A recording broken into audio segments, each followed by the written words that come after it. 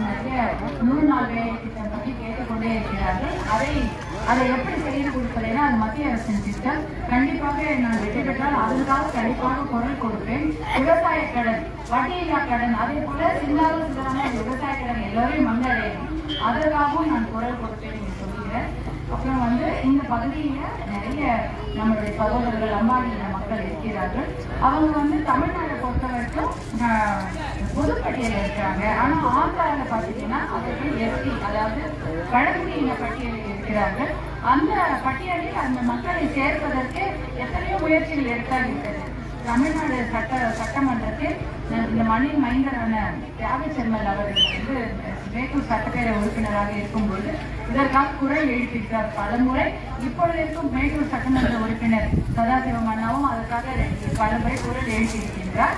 அதே போல மருத்துவர் அன்புமணி ராமதாஸ் அவர்களும் நாடாளுமன்ற உறுப்பினராக இருக்கும்பொழுது பாராளுமன்றத்திலும் லம்பாடி இன மக்களாலும் மேட்டூர் பகுதியில் நம்முடைய இருக்கின்ற லம்பாடி இன மக்களை பழங்குடியின பட்டியலில் எஸ்டி பட்டியலில் சேர்க்க வேண்டும் என்று குரல் எழுப்பியிருக்கிறார். இத்தனை பேரோட ஆதரவு இருக்கிறது. கண்டிப்பாக இதையும் செய்து முடிப்போம். எனக்கு நீங்கள் மாம்பழத்தில் வாக்களித்து வெற்றி பெற செய்திருக்கிறார். கண்டிப்பாக நானும் உங்களுக்காக குரல் கொடுப்பேன் என்று கூறிக்கொள்கிறேன்.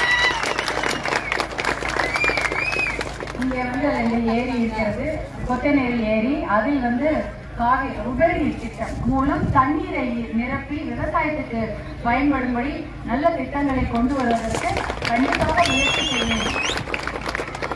மற்றபடி இன்னும் என்னென்ன பிரச்சனை இருக்கோ, குடிநீர் பிரச்சனையா இருக்கட்டும், இல்லை வேலைவாய்ப்பு பிரச்சனையா இருக்கட்டும், எல்லாவற்றுக்காகவும் நான் குரல் கொடுப்பேன் என்று உறுதியாக சொல்கிறேன். ஏன்னா 100% என்னுடைய கடுமையான உழைப்பு இருக்கும்.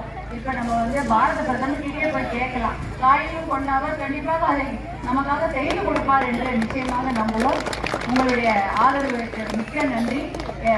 மாம்பழ சின்னத்துல நான் போட்டி போடுறேன். அதனால நீங்க எல்லாம் 108 அந்த 108 ஆம்புலன்ஸ் இந்த பகுதியில வருதாமா? மழை வராம இருக்குதா? இல்ல அந்த 108 ஆம்புலன்ஸை தந்தவர் மருத்துவர் அன்புமணி அவர்கள் தான் 2005 கொண்டு வந்தார்.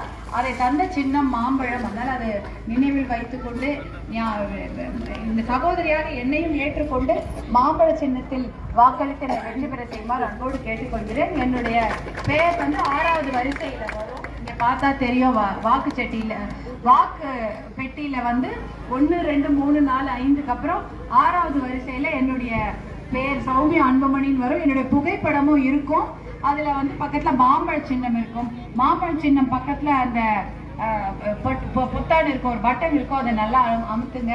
அதை ஒரு முறை அமுத்தினாலே போதும். நல்லா அழுத்தமா அமுத்தினா சத்தம் வரும் கீன்னு. அப்பதான் வாக்கு செலுத்தியதாக அர்த்தம். இதையெல்லாம் நினைவில் வைத்துக்கொண்டு என்னை ஆதரவுக்கு இன்னைக்கு எவ்வளோ ஆதரவு தெரிவிச்சீங்களோ அதே ஆதரவு ஏப்ரல் 19ஆம் தேதி என்றும் தெரிவித்து என்னை வெற்றி பெற வைக்குமாறு கேட்டுக்கொள்வேன். உங்கள் வீட்டு பெண்ணாக உங்களுக்காக கண்டிப்பாக குரல் கொடுப்பேன். இங்க சகோதரர்கள்லாம் கூட இருக்கிறாங்க. எல்லாரோடையும் சேர்ந்து ஒத்துமையாக உங்களுக்காக நான் குரல் கொடுப்பேன் என்று கூறிக்கொண்டு விடைபெறுகிறேன். நன்றி, வணக்கம்மா.